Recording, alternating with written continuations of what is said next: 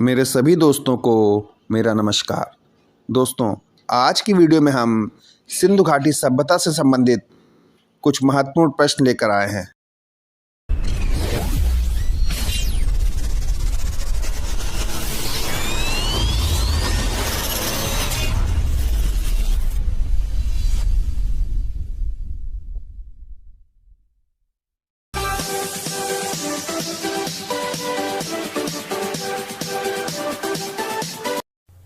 पहला प्रश्न है, सिंधु घाटी सभ्यता संबंधित है।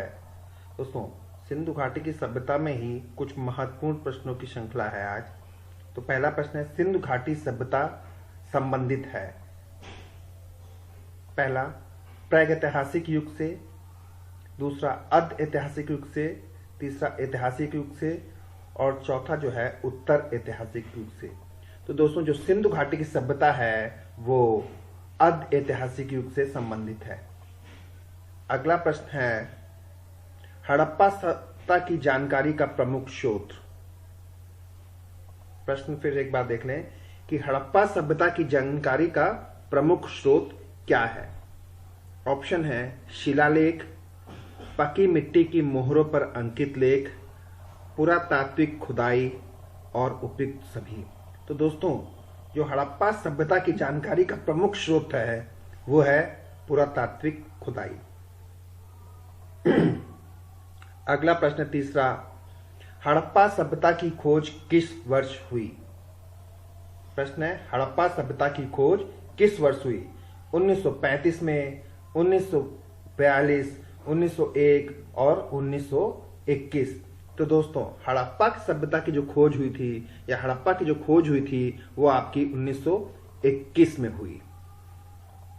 अगला है चौथा प्रश्न, सिंधु घाटी सभ्यता को आर्यों से पूर्व रखे जाने का महत्वपूर्ण कारक है, या सिंधु घाटी सभ्यता को आर्यों से पूर्व रखने जाने का महत्वपूर्ण कारक क्या है।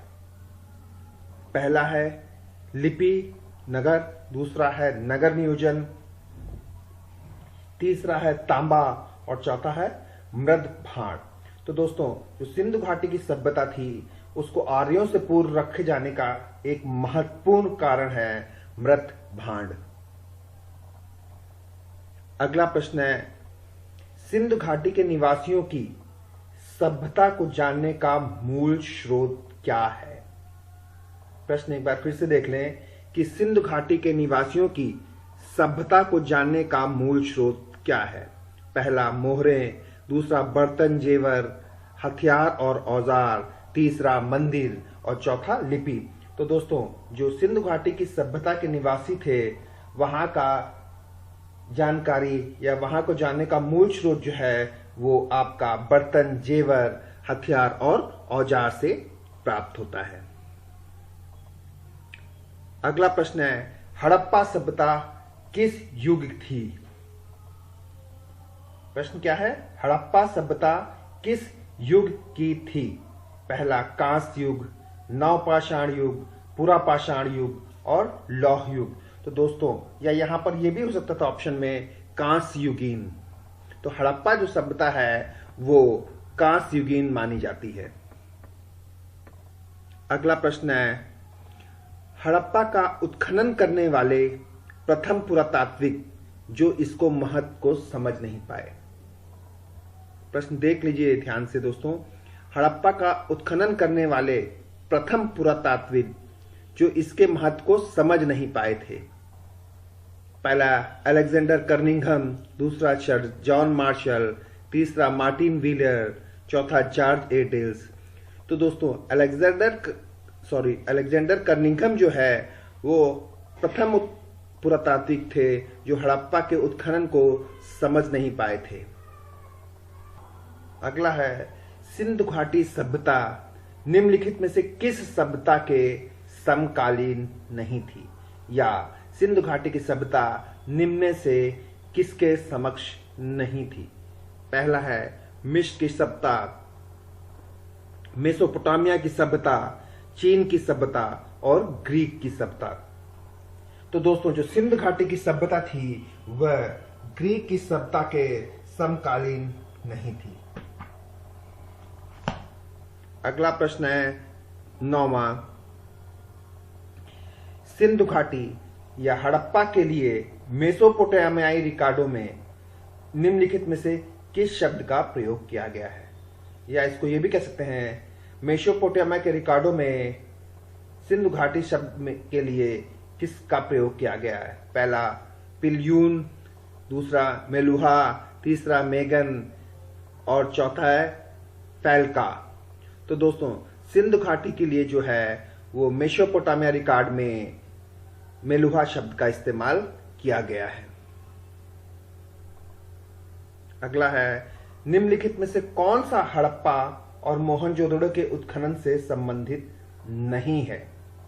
क्वेश्चन देख लीजिए दोस्तों, निम्नलिखित में से कौन सा हड़प्पा और मोहनजोदड़ो के उत्खनन से संबंधित नहीं है? R.D. Banerjee, K.N. Dixit, M.S. वत्स और V.A. स्मिथ। तो दोस्तों जो V.A. स्मिथ हैं वो हड़प्पा और मोहनजोदड़ो के उत्खनन से संबंधित नहीं है। अगला प्रश्न है, सिंधु घाटी सभ्यता के संदर्भ में कौन सा कथन सही नहीं है?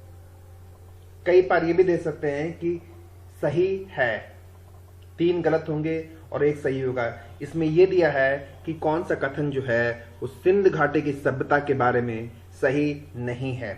पहला, सिंधु घाटी सभ्यता एक उच्च नगरीय सभ्यता थी, सही। लोगों को लोहे की जानकारी नहीं थी, ये भी ठीक है। यह कहना कठिन है कि लोग किस प्रजाति से संबंधित थे, ये भी सही है। लोगों को कृषि के बारे में जानकारी नहीं थी। तो दोस्तों जो सिंधु घाटी सभ्यता के लोग थे उनको कृषि के विषय में जानकारी थी। तो इसमें चौथा ऑप्शन जो है वो आपका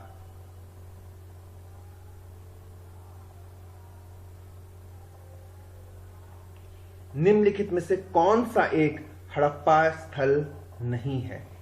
दोस्तों इन 4 में जो ऑप्शन है उसमें यह पूछा गया है कि इनमें से कौन सा हड़प्पा का स्थल नहीं है। चहुदड़ो, कोटदीजी, सौगौरा और देसलपुर। तो दोस्तों जो इसमें सौगौरा है वो हड़प्पा का या हड़प्पा से संबंधित स्थल नहीं है। अगला है, हड़प्पा सभ्यता के बारे में निम्नलिखित कथनों में से कौन सा कथन सही है? पहला, शिल्प तत्वों में असाधारण एकरूपता पाई जाती थी, जैसे मिट्टी के बर्तन, मोहर, ईंट और तौल के सुस्पष्ट हैं। अगला है, बाद के हड़प्पा स्थलों में भी उसी निर्माण तकनीक का उपयोग में लिया गया है जो परिपक्व हड़प्पा स्थलों में प्रयुक्त की गई है। इसमें है केवल 1, अगला 2, तीसरा है 1 और 2 और चौथा है ना तो 1 और ना ही 2। तो दोस्तों इसमें जो दोनों ऑप्शन है इसके वो आपके सही हैं। अगला है, हड़प्पा सभ्यता का विस्तार था या हड़प्पा सभ्यता विस्तृत थी। ऑप्शन है पंजाब, दिल्ली, जम्मू कश्मीर। नेक्स्ट, राजस्थान, बिहार, बंगाल, उड़ीसा। नेक्स्ट, पंजाब, राजस्थान, गुजरात, उड़ीसा और बंगाल। नेक्स्ट, पंजाब, राजस्थान, गुजरात, उत्तर प्रदेश, हरियाणा, सिंध और बलूचिस्तान। तो दोस्तों जो हड़प्पा सभ्यता थी वो इसके चौथे ऑप्शन सही होगा। उसमें पंजाब, राजस्थान, गुजरात, उत्तर प्रदेश, हरियाणा और सिंध और बलूचिस्तान। अगला है, सोरते गई 15वां प्रश्न है, सोरते गई सिंध घाटी सभ्यता किस देश में स्थित है? पहला, भारत, पाकिस्तान, अफगानिस्तान और तिब्बत। तो दोस्तों जो सोरते गई है वो सभ्यता आपकी अफगानिस्तान में स्थित है। अगला है, दिए गए कथनों पर विचार करें।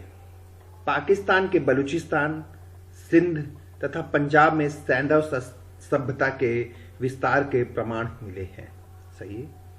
अगला है, केवल सैंधव सभ्यता का विस्तार अफ्रीकी देश मोरक्को तक है। ये गलत है दोस्तों। तो इसमें जो है आपका पहला ऑप्शन केवल जो है सही होगा।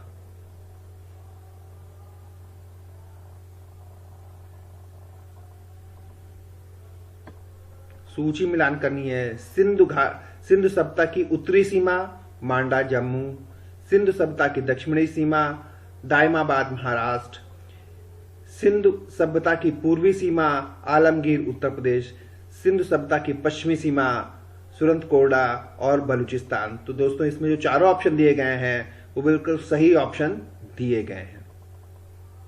अगला है मोहनजोदड़ो का अर्थ क्या है। तो दोस्तों जो मोहनजोदड़ो का अर्थ होता है उसका मतलब है मृतकों का टीला। और इसमें तीसरा जो ऑप्शन दिया गया है काले रंग की चूड़ियां, जो कि कालीबंगा का शाब्दिक अर्थ है, या कालीबंगा का जो अर्थ था वो काले रंग की चूड़ियां से संबंधित है। लेकिन यहां पर इसका उत्तर होगा मोहनजोदड़ो का अर्थ है, उसका अर्थ है मृतकों का टीला। अगला है मोहनजोदड़ो निम्न से कहां स्थित है। भारत के गुजरात में, भारत के पंजाब राज्य में, पंजाब के सिंध प्रांत में और अफगानिस्तान में। तो दोस्तों जो मोहनजोदड़ो है वो पंजाब के सिंध प्रांत में स्थित है।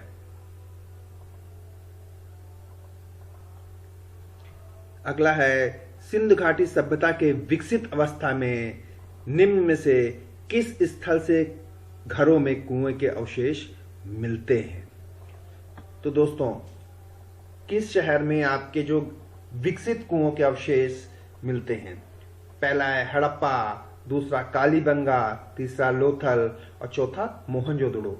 तो दोस्तों जो विकसित अवस्था में जो घरों में जो कुएं के अवशेष मिले हैं वह आपके मोहनजोदड़ो से प्राप्त होते हैं।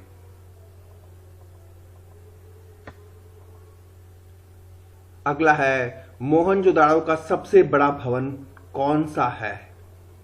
मोहनजोदड़ो का या मोहनजोदड़ो का सबसे बड़ा भवन दोस्तों अन्नागार है। इसमें आपके ऑप्शन दिए हैं विशाल स्नानागार, अन्नागार, स्तंभन हॉल और 2 मंजिला भवन। अगला है 22वां प्रश्न, सिंधु घाटी सभ्यता के निम्नलिखित स्थानों में से कौन सा सिंधु नदी के किनारे पर स्थित है। तो जो दोस्तों जो सिंधु नदी के किनारे स्थित है वो मोहनजोदड़ो आपका नगर है। अगला है हड़प्पा स्थल कोडदीजी उस सभ्यता के निम्नलिखित किस प्रमुख स्थल के समीप है। या ये कह सकते हैं कि हड़प्पा स्थल कोडदीजी किस प्रमुख स्थल के पास है। ऑप्शन है हड़प्पा, मोहनजोदड़ो, लोथल और कालीबंगा। तो दोस्तों जो कोडदीजी है वो मोहनजोदड़ो के समीप है। अगला है दिए गए कथनों पर विचार करिए। अरबी भाषा में मोहनजोदड़ो का अर्थ मृतकों का टीला है। दोस्तों ये गलत है। मोहनजोदड़ो की खोज सर्वप्रथम राखलदास बनर्जी ने की थी। ये सही है दोस्तों। अगला है मोहनजोदड़ो नगर के पश्चिम में दुर्ग का निर्माण किया गया। यह भी सही है। तो दोस्तों जो इसमें ऑप्शन होगा वो आपका बी होगा। दूसरा और तीसरा ऑप्शन आपका दोस्तों वो आपका सही होगा।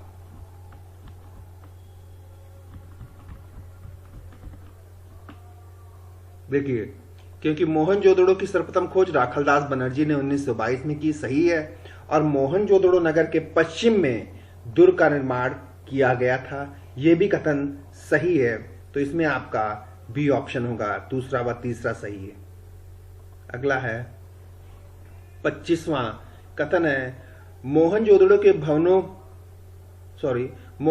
के भवन निर्माण में पकी ईंटों का प्रयोग हुआ। बिल्कुल सही है। कारण है पुरोहितों का विद्यालय मोहनजोदड़ो की प्रमुख इमारत था। ये आपका सही नहीं है। देखिए इसमें क्या सही नहीं है। ए सही है परंतु आर सही नहीं है। तो इसमें इसका आंसर होगा ए, प्रथम वाला सही है और दूसरा इसकी पुष्टि नहीं करता, यानी दूसरा आपका असत्य है। अगला है सिंधु घाटी सभ्यता में कालीबंगा निम्नलिखित में से किस लिए प्रसिद्ध है? चट्टान कटौती की वास्तुकला, बंदरगाह, कपास की खेती और मिट्टी के पात्रों के लिए। तो दोस्तों जो कालीबंगा है वो मिट्टी के पात्रों के लिए या मृत भांड के लिए प्रसिद्ध है।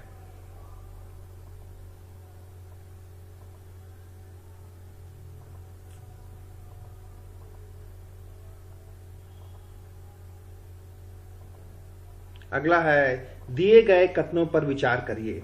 ठीक, कालीबंगा में 2 टीले मिले हैं जो सुरक्षा दीवारों से घुरे हैं। सही। अगला है कालीबंगा के लोग एक ही खेत में एक साथ 2 फसल उगाना जानते थे। सही है। कालीबंगा के भवन कच्ची ईंटों से बने, ये भी सही है। तो दोस्तों इसमें तीनों जो ऑप्शन दिए गए हैं वो आपके सही है। धौलावीरा जिस राज्य में स्थित है वह क्या है? गुजरात, हरियाणा, पंजाब और राजस्थान। तो दोस्तों जो धौलावीरा है वो भारत के गुजरात में स्थित है। अगला है हड़प्पा संस्कृति के संदर्भ में शैलकृत स्थापत्य का प्रमाण कहां से मिलता है? कालीबंगा, धौलावीरा, कोर्दीजी और आमरी से। तो दोस्तों जो हड़प्पा संस्कृति के संदर्भ में जो है शैलकृत स्थापत्य का प्रमाण आपको धौलावीरा से प्राप्त होता है। अगला है इनमें से कौन सा नगर 3 भागों में विभक्त था? लोथल, मोहनजोदड़ो, कालीबंगा और धौलावीरा। तो दोस्तों जो हड़प्पा कालीन नगर थे उनमें से धौलावीरा जो है वो आपके 3 भागों में बटा था।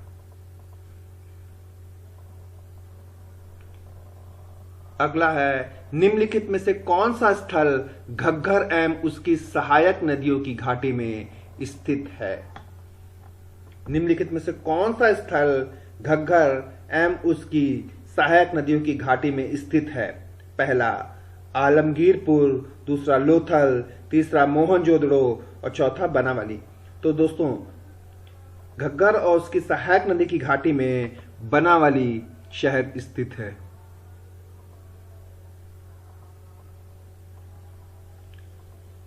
दिए गए कथनों पर विचार करिए। बनावली से प्राक विकसित तथा उत्तर सैंधव के साक्ष्य मिले हैं। बनावली के सभी मकानों के आगे चबूतरे बने हुए हैं। उपयुक्त में से कौन सा कथन सत्य है? तो दोस्तों इसमें जो है बनावली के से प्राक विकसित और उत्तर सैंधव सभ्यता के प्रमाण मिले। सही है। बनावली में सभी मकानों के आगे चबूतरे बने हुए हैं। इसमें दोस्तों इन दोनों कथनों में दोनों ही कथन आपके सही हैं।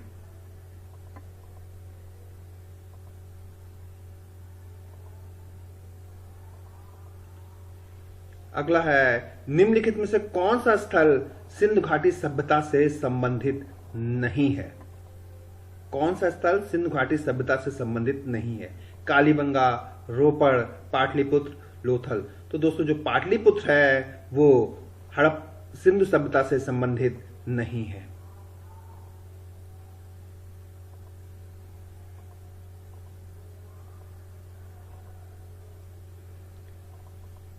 अगला है हड़प्पा के काल का तांबे का रथ किस स्थान से प्राप्त हुआ है?